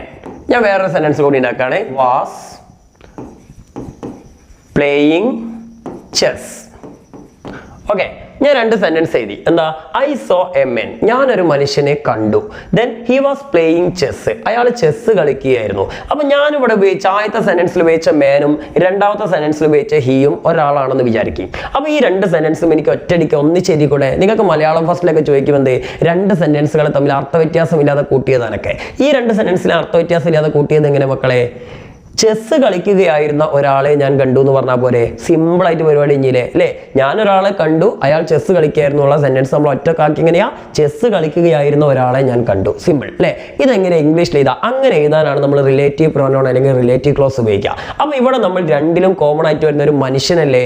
മനുഷ്യനാണെങ്കിൽ ഇതിൽ ഏതാ ഉപയോഗിക്കേണ്ടത്? ഹൂ എന്ന് പറഞ്ഞിട്ടുള്ള റിലേറ്റീവ് ക്ലോസ് അല്ലേ ഉപയോഗിക്കേണ്ടത്? അപ്പൊ ഇതെങ്ങനെ ഉപയോഗിക്കാന്ന് ഞാൻ പറഞ്ഞുതരാം, ശ്രദ്ധിക്കുക. നമ്മൾ ഇതാണ് ഐ സോ എ മാൻ, ഇത് എഴുതി. ഓക്കെ, മാൻ. ഇനി ഈ മാനിന്റെ പകരമായിട്ട് നമ്മൾ ഉപയോഗിച്ചത് ഹി എന്ന് പറഞ്ഞ പ്രോനൗൺ അല്ലേ? ആ മാൻ ആണ്, അതുകൊണ്ടാണ് നമ്മൾ ഹി ഉപയോഗിച്ചത്. അതിന് പകരം നമ്മൾ ഹൂ വെച്ചെടുക്കുക. അപ്പോൾ അയാൾ എന്നായി, ഹീന്റെ അർത്ഥം അയാൾ എന്നല്ലേ, അതിന് വരെ നമ്മൾ ഹൂ വെച്ച്. അപ്പൊ നമ്മൾ ഫുൾ സ്റ്റോപ്പ് ഒന്നും ഇടേണ്ട ആവശ്യമില്ല. ഓക്കെ, നേരെ അതിന്റെ കൂടെ തന്നെ ഇതാണ് I so A men who. ഇനി ബാക്കിയുള്ള എഴുതിയാൽ എന്താ? Was playing chess. ഓക്കെ, അപ്പൊ എന്താ അർത്ഥം? ചെസ് കളിക്കുകയായിരുന്ന ഒരാളെ ഞാൻ കണ്ടു. സിമ്പിൾ അല്ലേ? ഇനി വേറെ സെന്റൻസ് പറഞ്ഞുതരാം. ഐ ബോട്ട്, ബോട്ട് എന്ന് പറഞ്ഞാൽ ബൈന്റെ V2 ഫോം ആണ്, വാങ്ങിച്ചു എന്നാണ് അർത്ഥം കേട്ടോ. ഐ ബോട്ട് എ പെൻ, ഞാനൊരു പേന വാങ്ങിച്ചു. It is very expensive. Expensive എന്ന് പറഞ്ഞാൽ വില കൂടിയതാണ് അർത്ഥം. ഓക്കെ, ഞാനൊരു പേന വാങ്ങിച്ചു, അത് വളരെ വില കൂടിയതാണ് എന്നാണ് പറഞ്ഞത്. അപ്പൊ ഇവിടെ നമുക്കറിയാം ഈ പേനയും ഈ ഇറ്റ് എന്ന് പറഞ്ഞ വാക്കും ഒരേ നൗണല്ലേ അല്ലേ? ഇവിടെ ഞാൻ പറയുന്ന ഈ പേനയെ തന്നെയാണ് ഞാനിവിടെ ഇറ്റ് എന്ന് ഉപയോഗിച്ചത്, അതെന്ന് ഉപയോഗിച്ചത്. അപ്പൊ ഇത് രണ്ടും കൂടി ചേർത്ത് ഒറ്റ സെന്റൻസ് ആക്കിക്കൂടെ? എങ്ങനെ? ഞാൻ വാങ്ങിച്ച ആ പേന വില കൂടിപ്പുള്ളതായിരുന്നു, ഇങ്ങനെ പറഞ്ഞൂടെ? അതല്ലെങ്കിൽ വില കൂടിയ ഒരു പേന ഞാൻ വാങ്ങിച്ചു, ആ രീതിയിലും പറഞ്ഞൂടെ? ഇത് എഴുതാൻ നമുക്ക് ഇതിൽ ഏതാ ഉപയോഗിക്കാം മക്കളെ? ഹൂ ഉപയോഗിക്കാൻ പറ്റില്ല, കാരണം പേനയാണ് നമ്മൾ റിലേറ്റീവ് ക്ലോസിൽ ഉപയോഗിക്കേണ്ടത്. അപ്പൊ പേന എന്ന് പറഞ്ഞ ഒരു വസ്തു അല്ലേ? വസ്തു ആണെങ്കിൽ ഒന്നുകിൽ വിച്ച് ഉപയോഗിക്കുക അല്ലെങ്കിൽ ദാറ്റ് ഉപയോഗിക്കുക, ഇതിലേത് വേണമെങ്കിലും ഉപയോഗിക്കാം കേട്ടോ. അപ്പൊ നമുക്ക് ഇവിടെ വിച്ച് ഉപയോഗിച്ചിട്ട് നോക്കാം. I boat A pen. Okay, I boat A pen എന്ന് എഴുതി. എന്നിട്ട് എന്താണ് ഈ പെന്നിന്റെ കൂടെ നമ്മൾ എന്ത് ചെയ്യുന്നു? വിച്ച് അല്ലെങ്കിൽ ദാറ്റ് വെക്കുന്നു. അപ്പൊ നമുക്ക് ഇനി ഇറ്റിന്റെ ആവശ്യമില്ല, ഇറ്റിന്റെ പകരമാണ് നമ്മൾ ഉപയോഗിക്കുന്നത്. അപ്പൊ I boat A pen which is very expensive. അതിന്റെ കൂടെ എഴുതിയാൽ വിച്ച് ഈസ് വെരി എക്സ്പെൻസീവ്. അപ്പോൾ വില കൂടിയ ഒരു പേന ഞാൻ വാങ്ങിച്ചു, അല്ലെങ്കിൽ ഞാനൊരു പേന വാങ്ങിച്ചു, അത് വില കൂടിയതായിരുന്നു. ഓക്കെ, അപ്പം ഇങ്ങനെ നമ്മൾ എഴുതുന്നതിനാണ് നമ്മൾ റിലേറ്റീവ് ക്ലോസ് ഉപയോഗിക്കുക. ഇനി ഞാൻ എഴുതുന്നില്ല, വേറെ വെച്ചിട്ട് എക്സാമ്പിൾ പറഞ്ഞാൽ വേറെ പറഞ്ഞാൽ അവിടെ എന്നല്ലേ? ഉദാഹരണത്തിന് ഐ വിസിറ്റഡ് ആഗ്ര, ഞാൻ ആഗ്ര സന്ദർശിച്ചു. I visited Agra. എന്നിട്ട് പറയാണ് എന്ത്? താജ്മഹൽ ഈസ് സിറ്റുവേറ്റഡ് ദർ, അതായത് അവിടെയാണ് താജ്മഹൽ സിറ്റുവേറ്റ് ചെയ്യുന്നത്, സ്ഥിതി ചെയ്യുന്നത്. അപ്പൊ എനിക്കിത് രണ്ടും ഒന്നാക്കി പറഞ്ഞ ഈ രണ്ട് സെന്റൻസിന് എങ്ങനെയാ? താജ്മഹൽ സ്ഥിതി ചെയ്യുന്ന ആഗ്ര ഞാൻ സന്ദർശിച്ചു എന്ന് പറഞ്ഞാൽ പോരെ? അതെങ്ങനെ പറയാ? ഇവിടെ നമ്മൾ രണ്ട് സെന്റൻസിലും സൂചിപ്പിക്കുന്നത് ആഗ്ര എന്ന് പറഞ്ഞ സ്ഥലത്തെയല്ലേ? അതായത് ഞാൻ ആഗ്ര സന്ദർശിച്ചു, അവിടെ താജ്മഹൽ സ്ഥിതി ചെയ്യുന്നു എന്നാ പറഞ്ഞത്. അപ്പൊ അവിടെ എന്ന വാക്ക് ആഗ്രയല്ലേ സൂചിപ്പിക്കുന്നത്? അപ്പൊ അതിന് പകരം അവിടെ എന്നുള്ള വാക്കിന് നമ്മൾ ദേർ ആണ് ഉപയോഗിച്ചത്. ആ ദേറിന് പകരം നമ്മൾ വേർ ഉപയോഗിക്കണം അല്ലെ? അപ്പൊ എങ്ങനെ പറയാ? I visited Agra where Taj Mahal is situated. ഞാൻ ആഗ്ര സന്ദർശിച്ചു, അവിടെയാണ് താജ്മഹൽ സ്ഥിതി ചെയ്യുന്നത്. മനസ്സിലായില്ലേ? എഡിറ്റിംഗിൽ അവസാനമായിട്ട് വരാൻ സാധ്യതയുള്ള ഒരു മിസ്റ്റേക്ക് ആണ് ആഡ് വെർബ്. ആഡ് വെർബ് എന്ന് പറഞ്ഞാൽ വെർബിന് കൊടുക്കുന്ന കോംപ്ലിമെന്റുകൾ, വെർബിന് കൊടുക്കുന്ന വിശേഷണം എന്ന് പറയും. ഉദാഹരണത്തിന് ഞാൻ എഴുതുന്നു എന്നുള്ളതിന് എങ്ങനെ പറയാ? ഐ റൈറ്റ്, അത്രല്ലേ പറയുള്ളൂ. ഞാൻ വൃത്തിയായിട്ട് എഴുതുന്നു എന്ന് പറഞ്ഞു കഴിഞ്ഞാൽ ആ എഴുതുന്ന പ്രവൃത്തിക്ക് എനിക്കല്ല വൃത്തി, എന്താ? നിന്റെ എഴുത്തിനാണ് വൃത്തി. അപ്പൊ ഞാൻ ചെയ്യുന്ന ആക്ഷനെയാണ് ഞാൻ എന്ത് ചെയ്യുന്നത്? വിശേഷിപ്പിക്കുന്നത്. ഇങ്ങനെ നമ്മളൊരു സെന്റൻസിലെ ആക്ഷനെ, വെർബിനെ നമ്മൾ വിശേഷിപ്പിക്കുകയാണെങ്കിൽ അതിന് പറയുന്ന പേരാണ് ആഡ് വെർബ്. അപ്പൊ ഈ ആഡ് വെർബുകൾ ഒരു 90% അവസാനം LY ഇട്ട് കൊടുത്താൽ മതി. ഓക്കെ, ഉദാഹരണത്തിന് ഞാൻ വൃത്തിയായി എഴുതുന്നു, എങ്ങനെ പറയാ? I write neatly. Okay, I write neatly. അല്ലെങ്കിൽ ഞാൻ വ്യക്തമായി എഴുതുന്നു, ഐ റൈറ്റ് ക്ലിയർലി. ഒക്കെ കണ്ട ലാസ്റ്റ് LY. ഇപ്പൊ ക്ലിയർലി, നീറ്റ്ലി, ഫാസ്റ്റ്ലി, സ്ലോലി, ഇങ്ങനെയൊക്കെ നമ്മൾ പറഞ്ഞേ. ഇപ്പൊ ഉദാഹരണത്തിന് ദ ബസ് റാൻ, ബസ് ഓടി. ഓക്കെ, ബസ് വേഗത്തിൽ ഓടി എന്ന് എങ്ങനെ പറയാം? അപ്പൊ ബസ്സിനല്ല വേഗത, എന്താണ്? ബസ്സിന്റെ ആ ഓട്ടത്തിനാണ് വേഗത അല്ലേ? അപ്പൊ എങ്ങനെ പറയാ? The bus ran fastly. ഇനി എന്താണ്? ട്രെയിൻ സാവധാനത്തിൽ ഓടുന്നു, ദ ട്രെയിൻ റൺസ് സ്ലോലി. അപ്പൊ ഇങ്ങനെ സ്ലോലി, ഫാസ്റ്റ്ലി, ബാഡ്ലി, ഇങ്ങനെയൊക്കെയുള്ള എന്താണ് ഈ LY വെച്ച് വരുന്ന വാക്കുകൾ നിങ്ങൾക്ക് പരീക്ഷയ്ക്ക് ചോദിക്കാൻ സാധ്യതയുണ്ട്. അതെങ്ങനെ കണ്ടാൽ മനസ്സിലാവുക? ഒരു വെർബിനെ ഡിഫൈൻ ചെയ്യാൻ വേണ്ടിയിട്ടാണ് ഒരു സെന്റൻസ് ഉപയോഗിച്ചെങ്കിൽ അർത്ഥം നോക്കിയാൽ നിങ്ങൾക്ക് മനസ്സിലാവും. അപ്പൊ അതിനെന്തൊക്കെയാ? ഒരു LY ഇട്ട് കൊടുക്കുക. ഓക്കെ, അപ്പം ഇത്രയുമാണ് മിസ്റ്റേക്കുകൾ നമുക്ക് സാധാരണ ചോദിക്കാറുള്ളത്. ഇനി നമുക്ക് നമ്മുടെ വർക്കുകളിലേക്ക് കിടക്കാം. പെട്ടെന്ന് തന്നെ നമുക്ക് വർക്കുകൾ ചെയ്യാം കേട്ടോ മക്കളെ. നമ്മുടെ ഫസ്റ്റത്തെ ക്വസ്റ്റ്യൻ ഇതാണ്, നമ്മുടെ മോഡൽ എക്സാമിന് വന്ന സെയിം ക്വസ്റ്റ്യൻ. ആ ക്വസ്റ്റ്യൻ ഞാൻ ഒന്നുകൂടി പറഞ്ഞുതരാം. നിങ്ങൾക്ക് എല്ലാവർക്കും ഉത്തരങ്ങൾ ആൻസർ ചെയ്യാൻ കിട്ടിയിട്ടുണ്ടാവും. എന്നാലും അത് എങ്ങനെ കിട്ടുന്നത് നമുക്ക് നോക്കാം. ഇവിടെ നോക്കിയാ at one of the riverside house. അപ്പൊ ഇവിടെ നമുക്കറിയാം എന്താണ് നമ്മുടെ ഇതിന്റെ, അതായത് കാസ്റ്റവേയിലെ ഒരു പാസേജ് ആണ് തന്നത്. ആ പാസേജ് വായിച്ചവർക്ക് ഈസി ആയിട്ട് ഉത്തരം കിട്ടിയിട്ടുണ്ടാവും. എന്നാലും ഇവിടെ നമുക്ക് നോക്കാം, at one of the river side of the house of Chander Nagar. അപ്പൊ ഒരു സ്ഥലമല്ലേ ഇവിടെ സൂചിപ്പിച്ചത്? ചന്ദർ നഗർ എന്ന് പറഞ്ഞ സ്ഥലത്തിലെ ഒരു വീട്, ഒരു പുഴക്കരയിലുള്ള ഒരു വീട്. അപ്പൊ ഒരു സ്ഥലത്തിനെ സൂചിപ്പിക്കും നമ്മൾ നേരത്തെ പഠിച്ചു, ഇന്നല്ലേ പ്രിപ്പോഷൻ വേണ്ടത്, അറ്റല്ലല്ലോ. അപ്പൊ ഇവിടെ ഏതാ വേണ്ടത്? ഇന്ന്. ഇത്രയേ ഉള്ളൂ. സിമ്പിളായിട്ട് മനസ്സിലാക്കി പറഞ്ഞ കോഡുകൾ മനസ്സിലാക്കിയാൽ പെട്ടെന്ന് നിങ്ങൾക്ക് ഉത്തരം കിട്ടും. ഇനി ഞാൻ പറഞ്ഞു എന്താ one of, any of, none of എന്നൊക്കെ വന്നു കഴിഞ്ഞാൽ നൗണിന് എന്ത് വേണം? പ്ലൂറൽ ആക്കണത്. One of the riverside house എന്നാണോ പറയാ, ഹൗസസ് എന്നാണോ പറയാ? ഹൗസസ് എന്നല്ലേ. അപ്പോൾ ഇവിടെ ഹൗസിനെ എന്താക്കണം? ഹൗസസ് എന്നാക്കണം. ഒരു എസ് ഇട്ട് കൊടുക്കുക. സിമ്പിൾ അല്ലേ. ഇനി ഇപ്പൊ അതൊക്കെ ആൻസർ ചെയ്യുമ്പോൾ നിങ്ങൾ എന്താ ചെയ്യേണ്ടത്? ഇപ്പൊ ഒരു 32ാമത്തെ ചോദ്യമാണ്. 32 മാർജിനുള്ള എഴുതുക. എ എന്ത് ചെയ്യുക? ഇന്ന്. പിന്നെ ബി ഹൗസസ്. ഓക്കെ, ഇങ്ങനെ വേണം നിങ്ങൾ ആൻസർ ചെയ്താൽ. ABCD തന്നെ എഴുതുക. അല്ല ഞാൻ മറ്റേ ഇതിൽ പറഞ്ഞ മാതിരി തന്നെ എ ഒരു സ്ഥലത്തും ബി വേറെ സ്ഥലത്തൊന്നും കൊണ്ട് എഴുതരുത്. അതേപോലെ തന്നെ ആദ്യം സി എഴുതുക, പിന്നെ ഡി എഴുതുക, പിന്നെ ബി എഴുതുക, പിന്നെ എ എഴുതുക. അങ്ങനെ ഉത്തരം എഴുതിയാലും മാർക്ക് ഇടില്ല. നിങ്ങളെക്കുറിച്ചുള്ള കംപ്ലീറ്റ് ഇംപ്രഷൻ പോകും. ഇംപ്രഷൻ പോകുന്നില്ല, മാർക്ക് ഇടില്ല. ഓക്കെ, അപ്പം ഈ രീതിയിൽ തന്നെ എഴുതണം. അതേപോലെ ABCD ഒരിക്കലും മാർജിൻ്റെ ഉള്ളിൽ എഴുതരുത്. ഇതൊക്കെ ശ്രദ്ധിക്കട്ടെ. നിങ്ങൾ ഇതുവരെ അങ്ങനെ തെറ്റ് ചെയ്തവരാണെങ്കിൽ അതൊക്കെ മാറ്റിയിട്ട് ഇങ്ങനെ എഴുതുക. പബ്ലിക് എക്സാമിന് വളരെ ഇമ്പോർട്ടൻ്റ് ആയിട്ടുള്ള കാര്യമാണ് ഇത്. ഇംഗ്ലീഷിൻ്റെ കാര്യത്തിൽ മാത്രമല്ല, ഇങ്ങനെ സബ് ക്വസ്റ്റ്യൻസ് ഉള്ള എല്ലാത്തിലും ഇങ്ങനെ തന്നെ എഴുതണം കേട്ടോ. ഓക്കെ, ഇനി അടുത്തെന്താ പറയുന്നത്? an endless verbal battle was going on between Sharath and his wife Kiran about her stay. അവിടെ നോക്കിയാ എന്താ? വീട്ടിൽ താമസിക്കുന്നതിനെ ചൊല്ലി അവളുടെ ശരത്തും ശരത്തിന്റെ ഭാര്യയും തമ്മിലൊരു വെർബൽ ബാറ്റിൽ ഒരു വാക്തർക്കം നടന്നു എന്നാ പറഞ്ഞത്.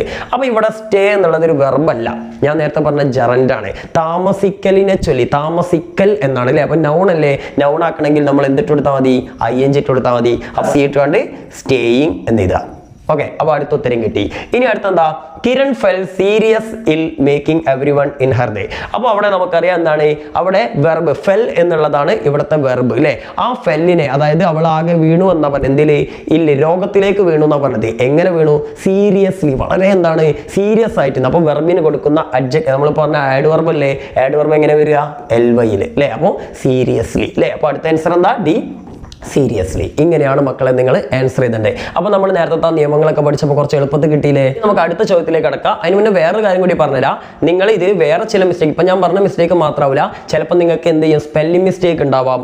അതേപോലെ ചിലപ്പോൾ നിങ്ങൾക്ക് ക്യാപിറ്റൽ ലെറ്റർ, നമുക്കറിയാം എവിടെയൊക്കെ മക്കളെ ക്യാപിറ്റൽ ലെറ്റർ കൊടുക്കേണ്ടത്? ഒന്ന് സെന്റൻസിന്റെ തുടക്കത്തിൽ, ഓരോ സെന്റൻസിന്റെയും തുടക്കത്തിൽ ഫസ്റ്റ് ലെറ്റർ ക്യാപിറ്റൽ ആയിരിക്കണം. പിന്നെ മറ്റൊന്ന് കഥാപാത്രങ്ങൾ, അതായത് മനുഷ്യന്മാരുടെ പേരുകൾ നമ്മൾ ഇട്ട് കൊടുക്കുന്ന പേരുണ്ടല്ലോ. ഇപ്പോൾ എന്താ വാങ്ക, അതേപോലെ തന്നെ എന്താ നീലകണ്ഠൻ, ഇങ്ങനെയൊക്കെയുള്ള പേരുകൾ ഉണ്ടാവില്ലോ. അല്ലെങ്കിൽ റൈറ്റേഴ്സിന്റെ പേരുകളൊക്കെ ഉണ്ടല്ലോ. അപ്പോൾ എന്താണ് നമ്മുടെ മാർത്ത, ഇങ്ങനെയൊക്കെയുള്ള പേരുകളുണ്ടല്ലോ. അപ്പോൾ അങ്ങനെയുള്ള എന്താണ് ഈ പേരുകൾ, നമ്മൾ മനുഷ്യന്മാർക്കൊക്കെ ഇട്ട് കൊടുക്കുന്ന പേരുകളുടെ ഫസ്റ്റ് ലെറ്റർ ക്യാപിറ്റൽ ആയിരിക്കണം. അതുപോലെ തന്നെ സ്ഥലങ്ങളുടെ പേര്, ഇപ്പോൾ വയനാട്, കോഴിക്കോട്, അതേപോലെ തന്നെ കണ്ണൂര്, കാസർഗോഡ്, ഇങ്ങനെയൊക്കെ പറഞ്ഞിട്ടുള്ള പേരുകളുണ്ടല്ലോ സ്ഥലങ്ങളുടെ, ആ പേരുകളുടെയും എന്ത് ചെയ്യും? ഫസ്റ്റ് ലെറ്റർ ക്യാപിറ്റൽ ഇടണം. അതേപോലെ തന്നെ നമ്മൾ നമ്മുടെ വീട്ടിലെ ജീവികൾക്ക് അല്ലെങ്കിൽ എന്തിനെങ്കിലൊക്കെ സ്പെഷ്യലായിട്ടൊരു പേരിടൂലേ. ഇപ്പോൾ ഇതിന്റെ പേരെന്താ? മാർക്കർ എന്നാ, അല്ലെങ്കിൽ പെന്നാണ്. അതിപ്പോൾ എല്ലാ പെന്നിനും പെൻ തന്നെയാണ് പറയാം. എന്നാൽ ഞാൻ ഈ പെന്നിന് എന്ത് ചെയ്തു? കുട്ടാപ്പൂ എന്ന് പേരിട്ട് കഴിഞ്ഞാൽ കുട്ടാപ്പ് ക്യാപിറ്റൽ എഴുതണം. കാരണം ഈ പെന്നിന്, ലോകത്ത് ഈ പെന്നിന് മാത്രമേ കുട്ടാപ്പൂ എന്നുള്ള പേരുണ്ടാവുള്ളൂ അല്ലേ. അപ്പോൾ നമ്മൾ സ്പെഷ്യലായിട്ട് ഇട്ട് കൊടുക്കുന്ന എല്ലാ പേരുകൾക്കും എന്ത് വേണം? നമ്മൾ ഫസ്റ്റ് ലെറ്റർ ക്യാപിറ്റൽ ഇടണം. അതെപ്പോഴൊന്ന് ശ്രദ്ധിക്കുക കേട്ടോ. അപ്പോൾ അങ്ങനത്തെ ക്യാപിറ്റൽ ഇടാനുള്ള മിസ്റ്റേക്കുകളും ചിലപ്പോൾ നിങ്ങൾക്ക് വരാം. ഓക്കെ, അപ്പോൾ സ്പെല്ലിംഗ് മിസ്റ്റേക്കും ഇതും കൂടി ഒന്ന് നോക്കി വെച്ചാണ്, ചിലപ്പോൾ ചോദിച്ചാലോ. ഓക്കെ, എന്തായാലും അടുത്ത് നോക്കാം നമുക്ക്. എന്താ? In the case of very famous stars, project ടൈഗർത്താണ് അല്ലേ. Very famous stars, this job is done over. ഇവിടെ ഈ എപ്പോഴും ഇതിന്റെ ഞാൻ ഇതിൽ അണ്ടർലൈൻ ചെയ്യാൻ വിട്ടുപോയതാണ്. ഞാൻ അണ്ടർലൈൻ ചെയ്തുതരാം മിസ്റ്റേക്ക് ഉള്ള സാധനങ്ങൾ. ദാറ്റ്, വിച്ച്, ഇത്രയും സാധനങ്ങളാണ് ടോക്കിംഗ്. ഇത്രയും സാധനത്തിലാണ് മിസ്റ്റേക്ക് ഉള്ളത്. 5 മിസ്റ്റേക്കുകൾ, 5 6 ഉണ്ട് അല്ലേ. ഓക്കെ, 6 മിസ്റ്റേക്കുകൾ ഉണ്ട്. ഇത് ഞാൻ എക്സ്ട്രാ ഇട്ടതാണ് കേട്ടോ, നിങ്ങൾക്ക് പെട്ടെന്ന് മനസ്സിലാവാൻ വേണ്ടിയിട്ട്. അപ്പോൾ എന്തായാലും ഈ മിസ്റ്റേക്കുകളൊക്കെ എന്തൊക്കെ മിസ്റ്റേക്കുകൾ നമുക്ക് നോക്കാം. എന്താ? In the case of very famous stars, നല്ല ഫേമസ് സ്റ്റാർസിന്റെ കേസിൽ ദിസ് ജോബ് ഈസ് ഡൺ. ഇവിടെ നോക്കിയാൽ ഈസ് വന്നു കഴിഞ്ഞാൽ, ഈസ് ആം ആറ് വന്നു കഴിഞ്ഞാൽ ഞാൻ നിങ്ങളോട് നേരത്തെ പറഞ്ഞിരുന്നു സാധാരണ ING ഫോമല്ലേ വരേണ്ടത്. ജിസ് ജോബ് ഈസ് ഡൂയിങ് എന്നാൽ ശരിക്കും ഇവിടെ വരേണ്ടത്. പക്ഷെ ഇവിടെ എന്താ സംഭവം എന്നറിയോ? ഇത് ഞാൻ പറഞ്ഞ പാസീവ് വോയിസ് ആണ്. പാസീവ് വോയിസിലാണ് ഈസ് ആം ആറ് വാസ് വേറൊക്കെ വന്നാൽ പിന്നെ V3 ഫോമിൽ വെർബ് ഉപയോഗിക്കുക. ഇവിടെ ഡൂവിന്റെ V3 ഫോം ആണല്ലോ ഡണ്ണ്. അപ്പൊ അങ്ങനെയാണെങ്കിൽ പാസീവ് വോയിസിൽ സബ്ജക്റ്റിന്റെ മുന്നിൽ ഉപയോഗിക്കേണ്ട ഇത് ഏതാ? പ്രിപ്പോസിഷൻ ഏതാ മക്കളെ? ഓവർ ആണോ? അല്ല, ഏതാ? ബൈ ആണ് അല്ലെ. അതായത് സ്റ്റാൻഡിനുകളാലാണ് സാധാരണ ഈ ജോലി ചെയ്യപ്പെടാറുള്ളത് എന്നാണ് പറഞ്ഞത്. അപ്പൊ ഇവിടെ സ്റ്റാൻഡിൻ എന്നുള്ളതാണ് ശരിക്കും സബ്ജക്റ്റ്. അതിനെ ഒബ്ജക്റ്റിന്റെ സ്ഥാനത്തേക്ക് ഏജന്റ് ആക്കി മാറ്റിയപ്പോൾ അതിന് മുന്നിൽ ബൈ ആണ് വരിക. അപ്പൊ അതിനുള്ള കോഡ് ഏതാ? ഈസ് ഡൺ അല്ലെ. അതായത് ഒരു ഈസോ ആമോ ആറോ വാസോ വേറോ വന്നിട്ട് ഒരു V3 ഫോം വന്നിട്ടുണ്ടെങ്കിൽ അടുത്ത പ്രിപ്പോസിഷൻ ഏതായിരിക്കും? ബൈ ആയിരിക്കും. അങ്ങോട്ട് മനസ്സിലാക്കുക. ഓക്കെ, ഇനി അടുത്ത എന്താ? A standing is usually A person that. ഇവിടെ നോക്കിയാ ദാറ്റ് വന്നു. നേരത്തെ റിലേറ്റീവ് ക്ലോസ് പഠിച്ചില്ലേ? ഹൂ, വിച്ച് അല്ലെങ്കിൽ ദാറ്റ് അല്ലെ. പിന്നെ വേറ്, വെന്ന്. അതിൽ ഹൂ അല്ലേ പേഴ്സൺ, മനുഷ്യന്മാരാണെങ്കിൽ ഉപയോഗിക്കേണ്ട ഏതാ? ഹൂ ആണ്. അപ്പോൾ ഇവിടെ പേഴ്സൺ മനുഷ്യനല്ലേ, പേഴ്സൺ എന്ന് പറഞ്ഞ വ്യക്തി എന്നല്ലേ. അപ്പോൾ ഏതാ ഉപയോഗിക്കേണ്ടത്? ഹൂ. അപ്പോൾ ഇവിടെ ആൻസർ ചെയ്താൽ വേണ്ടി ഹൂ ആണ് വേണ്ടത് കേട്ടോ. ഇനി അടുത്ത എന്താണ് physical, who is physical similar to the real star. ഇവിടെ ഫിസിക്കലി എന്നൊക്കെ വരണം കേട്ടോ, ഒക്കെ മിസ്റ്റേക്ക് ആണ്. ഓക്കെ, ഇനി അടുത്ത എന്താണ് ദ സ്റ്റാർസ് ദം സെൽഫ്. അവിടെ ഒരു സ്പെല്ലിംഗ് മിസ്റ്റേക്ക് ഉണ്ട്. ഈ ദം അതേപോലെ തന്നെ എന്താ യുവർ ഇങ്ങനെയൊക്കെ ഉള്ളത് പ്ലൂരൽ അല്ലേ. അപ്പോൾ നിങ്ങൾ മനസ്സിലാക്കേണ്ടത് ഒരു അവസാനം എഫ് ആണെങ്കിൽ അതിനെ പ്ലൂരൽ ആക്കുമ്പോൾ VES എന്നാണ് വരിക. ഇപ്പൊ ഉദാഹരണത്തിന് അവർ സെൽഫ് എങ്ങനെ പറയാം? Our selves. ഓക്കെ, അവർ എന്നുള്ള കുറെ ആൾക്കാരില്ലേ. അപ്പൊ ഇവിടെ ദം സെൽഫ് എന്നുള്ള എങ്ങനെ വരിക? ദം സെൽസ്. ഓക്കെ, VES ആണ് വരിക. ഇനി ഉദാഹരണത്തിന് ലീഫ് എന്നുള്ള അതിന്റെ ബഹുവചനം എന്താ?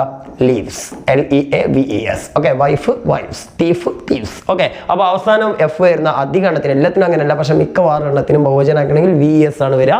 അപ്പൊ ഇവിടെ സ്പെല്ലിംഗ് എന്താ? സെൽഫ് എന്നുള്ളതിന് വരും സെൽഫ്സ് എന്നാണ് വരിക. ദം സെൽഫ് ബഹുവചനമാകുമ്പോൾ അങ്ങനെയാണ് വരിക. Your self, our self, them self അങ്ങനെയാണ് വരിക. ഓക്കെ, ഇനി അറൈവ് ഓൺലി വിച്ച്. ഇവിടെ നോക്കിയാ ഇത് സമയമല്ലേ സൂചിപ്പിക്കുന്നത്. നോക്ക്, the stars dum self arrive, അതായത് വലിയ വലിയ സ്റ്റാർസുകൾ എത്തിച്ചേരുന്നത് ആകെ എപ്പോൾ മാത്രമാണെന്നാ പറഞ്ഞത്? ലൈറ്റ്സ് ഒക്കെ റെഡി ആകുമ്പോൾ അല്ലെങ്കിൽ റെഡി ആകുന്ന സമയത്തെ സൂചിപ്പിക്കാൻ നമ്മൾ ഏതാ ഉപയോഗിക്കുക? വെൻ അല്ലേ. അപ്പോൾ ഇവിടെ എന്താ വരിക? When the lights are ready എന്നാണ് വരുന്നത്. അപ്പോൾ ഇതൊക്കെ ശ്രദ്ധിക്കുക. വിച്ചോ ഹുവോ വേറൊക്കെ വരുമ്പോൾ കറക്റ്റ് ഏതാണെന്ന് നോക്കുക. സമയമാണെങ്കിൽ വെൻ ഉപയോഗിക്കുക, സ്ഥലമാണെങ്കിൽ വേറെ ഉപയോഗിക്കുക, ഒരു മനുഷ്യനാണെങ്കിൽ ഹൂ ഉപയോഗിക്കുക, പിന്നെ അതേപോലെ തന്നെ വസ്തുക്കളൊക്കെ ആണെങ്കിൽ വിച്ചോ ദാറ്റോ ഉപയോഗിക്കാം. Okay, the lights are ready and it is time to talking. നോക്കിയാ 2 വന്നു കഴിഞ്ഞാൽ പിന്നെ ടോക്കിംഗ് വരുമോ? എന്താ വരിക? V1 ഏതാ? ടോക്ക് അല്ലേ. അപ്പോൾ ടോക്ക് അല്ല, സോറി, ടേക്ക് കേട്ടോ. ടേക്കിംഗ് എന്നല്ലേ. അപ്പോൾ ടേക്ക്, TAKE. ഓക്കെ, അപ്പോൾ മനസ്സിലാക്കുക 2-ന് ശേഷം വരുന്ന വെർബ് ഏതായിരിക്കും? V1 ഫോം ആയിരിക്കും. വർക്കുകളൊക്കെ മക്കൾ എന്ത് ചെയ്യണം? വീട്ടിൽ നിന്നേ ചെയ്ത് പഠിക്കണം കേട്ടോ.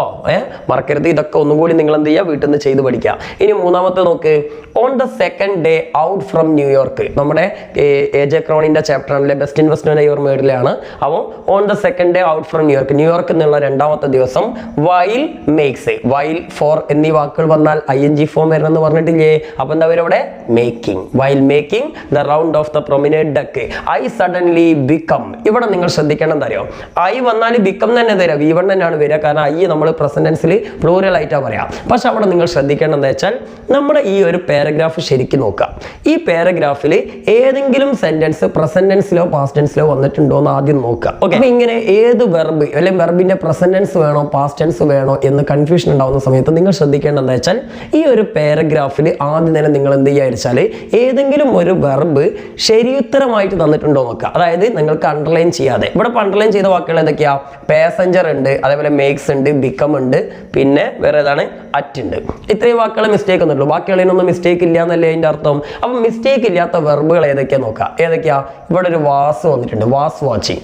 ഇവിടെ ഒരു പാസ്ഡ് തന്നിട്ടുണ്ട്. ഈ 2 വാക്ക് മതി നിങ്ങൾക്ക് ഈ പാസേജ് പ്രസന്റ് ആണോ പാസ്റ്റ് ആണോ എന്ന് മനസ്സിലാക്കാൻ. വാസ് എന്നുള്ളത് ഈസിന്റെ ആമിന്റെ ആറിന്റെയും പാസ്റ്റ് ടെൻസ് അല്ലേ. അതുപോലെ പാസിന്റെ V2 ഫോം അല്ലേ പാസ്ഡ്. അപ്പൊ എന്താ മനസ്സിലാക്കണ്ടേ? ഇനി ഈ സെന്റൻസിൽ വരുന്ന എല്ലാ വെർബുകളും പാസ്റ്റ് ടെൻസ് ആയിരിക്കണം. ഇതാണ് കോഡ്. ഓക്കെ, അപ്പൊ ഏതെങ്കിലും ശരിയുത്തരമായി വരുന്ന വെർബ് പ്രസന്റ് ആണെങ്കിൽ ബാക്കിയെല്ലാം പ്രസന്റ് ആയിരിക്കണം. ഒന്ന് പാസ്റ്റ് ആണെങ്കിൽ ബാക്കിയെല്ലാം പാസ്റ്റ് ആയിരിക്കണം. ഇതാണ് നിങ്ങളുടെ കോഡ്. ഓക്കെ, അപ്പൊ ഇവിടെ നോക്ക്, ഐ സഡൻലി ബിക്കം എന്ന് പറയാൻ പറ്റുമോ? ഇല്ല. ഇവിടെ V2 ആണെങ്കിൽ ഇവിടെയും V2 തന്നെയല്ലേ വരേണ്ടത്. അപ്പൊ ഇങ്ങനെ വരിക ബിക്കെയിം. ബിക്കമിന്റെ V2 എന്താ? ബിക്കെയിം. ഓക്കെ, ഇങ്ങനെയാണ് മനസ്സിലാക്കേണ്ടത് കേട്ടോ. ദെൻ നമ്മൾ പറഞ്ഞതാ വീണ്ടും കണ്ടോ, വൺ ഓഫ് വന്നു കഴിഞ്ഞാൽ പിന്നെ എസ്ഡോ അല്ലേ, പ്ലൂറിലാക്കണ്ടേ? വൺ ഓഫ് ദ പാസഞ്ചർ എന്നല്ല പറയാം, വൺ ഓഫ് ദ പാസഞ്ചേഴ്സ്. അപ്പോൾ ഇതൊക്കെ സ്ഥിരമായിട്ട് വരുന്ന മിസ്റ്റേക്ക് ആണെന്ന് മനസ്സിലാക്കുക. ദെൻ വാച്ചിങ്, ഇവിടെ കണ്ടോ വാസ് വാച്ചിങ് മീ ക്ലോസ് അല്ലേ. ക്ലോസ് അതിന് മിസ്റ്റേക്ക് ഉണ്ട് കേട്ടോ. ക്ലോസ് D ആണ്. ക്ലോസ് എന്ന് പറഞ്ഞാൽ ഞാൻ പറഞ്ഞു എന്താണ്? ആഡ് വെർബാണ് അല്ലേ. ആഡ് വെർബാണെങ്കിൽ എന്താ വരിക? ക്ലോസ്ലി. ഓർത്ത് വെച്ചോണ്ടി കേട്ടോ. അപ്പോൾ ഇങ്ങനത്തെ മിസ്റ്റേക്ക് സ്ഥിരമായിട്ട് വരുന്നതാണ്. അപ്പോൾ വാച്ചിങ് മീ ക്ലോസ്ലി. അപ്പോൾ വാച്ചിങ് എന്ന് പറഞ്ഞാൽ ആക്ഷന് കൊടുത്ത വിശേഷണമാണ്. എങ്ങനെ വാച്ച് ചെയ്യുന്നത്? ക്ലോസ്ലി, വളരെ അടുത്താണ് എന്ത് ചെയ്യുന്നത്? നിരീക്ഷിക്കുന്ന, അടുത്ത് നിന്നിട്ടാണ് അല്ലേ ക്ലോസ്ലി. ഇനി ഫോളോയിങ് മീ അറ്റ്. അറ്റ് എന്ന് പറഞ്ഞാൽ നേരെ അല്ലെങ്കിൽ സമയത്തെ സൂചിപ്പിക്കുന്നതാണ് അല്ലെ. നേരെ എന്നൊക്കെയാണ് അർത്ഥം. Following me at his grace എന്ത് കേസ് എന്നാണ്? അവന്റെ നോട്ടത്തിന് നേരെ എന്നല്ല, നോട്ടം കൊണ്ട്. കൊണ്ട് എന്നർത്ഥം വരുന്ന പ്രിപ്പോഷൻ വിത്ത് ആണ്. ഓർത്ത് വെക്കണേ. കൂടെ അല്ലെങ്കിൽ കൊണ്ട് എന്നൊക്കെ പറയുമ്പോൾ I write with a pen, ഞാനൊരു പേന കൊണ്ട് എഴുതുന്നു. ഓക്കെ, അപ്പോൾ കൊണ്ട് അല്ലെങ്കിൽ കൂടെ. ഇപ്പോൾ I am going with my father, ഞാൻ എൻ്റെ ഫാദറിന്റെ കൂടെ പോകുന്നു. അപ്പോൾ വിത്തിന് 2 അർത്ഥമുണ്ട്, കൂടെ, കൊണ്ട്. അറ്റിന്റെ അർത്ഥം ശരിക്കും പറഞ്ഞാൽ നേരെ എന്നാണ് കേട്ടോ. I am looking at him, ഞാൻ അവന്റെ നേരെ നോക്കുന്നു. ഓക്കെ, അപ്പോൾ ആ അർത്ഥങ്ങൾ മനസ്സിലാക്കാം. ചിലപ്പോൾ അങ്ങനെ ചോദിച്ചാലോ. ഓക്കെ, അപ്പൊ ഈ കാര്യം പിടുത്തം കിട്ടിയില്ല മക്കളെ. ഇനി 4ാമത്തെ നോക്കൂ, ശരത്ത് ഗോൺ. ശരത്ത് ഗോണോ? ഈ V3 ഫോം ഒറ്റക്ക് വരുടോ? V3 ഫോം ഒരിക്കലും ഒറ്റയ്ക്ക് വരില്ല. V3 ഫോം വരണമെങ്കിൽ ഒന്നുകിൽ അത് പാസീവ് ആയിരിക്കണം, പാസീവ് വോയിസ് ആയിരിക്കണം, അല്ലെങ്കിൽ ഹേവോ ഹേസോ ഹേഡോ വേണം. എന്തായാലും ഒറ്റയ്ക്ക് വരില്ല. അപ്പോൾ അവിടെ തന്നെ മിസ്റ്റേക്ക് ഉണ്ട് അല്ലേ? ഇത് മിസ്റ്റേക്ക് ഉണ്ട്, അതിനോണ്ടാണ് ഏട്ടത്. ഇതിന് മിസ്റ്റേക്ക് ഉണ്ട്, അതേപോലെ തന്നെ ഇതിന് മിസ്റ്റേക്ക് ഉണ്ട്, ഈ എക്ക് മിസ്റ്റേക്ക് ഉണ്ട്, പിന്നെ ഷോസ് എന്നുള്ള വാക്കിന് മിസ്റ്റേക്ക് ഉണ്ട്, പിന്നെ ABCDE അല്ലേ ദാറ്റിന് മിസ്റ്റേക്ക് ഉണ്ട്. ഇത്രയും മിസ്റ്റേക്കുകളുള്ളത് 5 മിസ്റ്റേക്ക് ആണുള്ളത്. 1 2 3 4 അപ്പോൾ 5 അവിടെ പോയി. അവിടെ ഓൺ. ഇത്ര എണ്ണത്തിനാണ് മിസ്റ്റേക്ക് ഉള്ളത്. സോ നമുക്ക് നോക്കാം. ഇവിടെ ഗോൺ എന്തായാലും വരില്ല. അപ്പോൾ ഹാവ് ഗോണോ ഹാഡ് ഗോണോ അല്ലെങ്കിൽ വേറെ എന്തെങ്കിലും സാധനം വരണ്ടേ? അപ്പോൾ നമുക്കൊന്ന് നോക്കാം. ജസ്റ്റ് എന്താണ് Sharath gone outside when he heard a call എന്നാ പറഞ്ഞത്. അവനൊരു ഒച്ച കേട്ടപ്പോൾ ശരത്ത് എന്തേ പുറത്തേക്ക് പോയി എന്നുള്ളതല്ലേ? അപ്പോൾ ഇവിടെ നിങ്ങൾ നോക്കണ്ടേ, ഇവിടെ ഹേർഡ് വന്നിട്ടുണ്ട്. ഹേർഡ് എന്ന് പറഞ്ഞാൽ ഹിയറിന്റെ V2 ഫോം അല്ലേ? അപ്പോൾ അങ്ങനെയാണെങ്കിൽ ഇവിടെയും V2 തന്നെയല്ലേ വെക്കേണ്ടത്. ഇനി നമുക്ക് വേറെ V2 ഉണ്ടോ നോക്ക്. ഇവിടെ കണ്ടോ, സോ ഇവിടെയും V2 തന്നെയാണ്. ഇനി നമുക്ക് വേറെ ഏതെങ്കിലും V2 ഫോം ഉണ്ടോ നോക്കാം. ഇവിടെ നോക്കിതാ, ഇവിടെ വാസ് കണ്ടോ. അപ്പോൾ ഇതിലെല്ലാം എന്താണ് V2 ഫോം ആണ്. അപ്പം പിന്നെ ഇവനായിട്ട് പിന്നെ വേറെ ഏതെങ്കിലും ഫോമിലേക്ക് കൊണ്ടുപോകേണ്ട ആവശ്യമുണ്ടോ? ഇല്ല. അപ്പോൾ ഇവിടെ ഏതാ വരിക? വെന്റ്. സിമ്പിളാണ് പരിപാടി. Sharath went outside when he heard a call. Okay, അപ്പോൾ മനസ്സിലാക്കുക. ബാക്കിയുള്ള വെർബുകൾ നോക്കിയാൽ മതി. ശരിയുത്തരമുള്ള വെർബ് ഏത് ടെൻസ് ആണോ അത് തന്നെ ആയിരിക്കും അങ്ങോട്ട് ഉറപ്പിക്കുക. ഓക്കെ, ദെൻ അടുത്തെന്താ? When he heard a call he saw a young boy in the garden survivor in a എന്നാണ് ഇവിടെ കൊടുത്തത്. അപ്പോൾ നിങ്ങൾ ശ്രദ്ധിക്കേണ്ടത്, ഞാൻ നേരത്തെ പറയാൻ വിട്ടുപോയ സാധനമാണ് മിസ്റ്റേക്ക്. എ ഏന്. ഈ 2 സാധനത്തിന് വ്യത്യാസം എന്താ?